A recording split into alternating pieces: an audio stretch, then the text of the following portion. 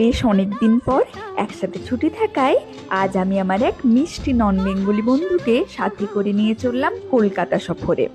আর শীতকালে ছুটি পেলে কোন বাঙালি না ঘুরতে ভালোবাসে। আর প্রায় 1 বছর ওর এখানে থাকার সুবাদে কলকাতার প্রায় অনেকগুলো জায়গায় ঘোরা হয়ে গেছে।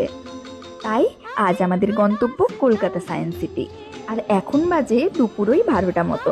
এদিকে আমাদের টিকিট কাটাও হয়ে গেছে, তো চলো ভিতরে যাওয়া যাক।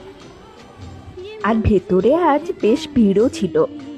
আর এদিকে দেখো কত রং বেরঙের ফুল ফুটে আছে, সত্যি অপূর্ব সুন্দর লাগছে দেখতে।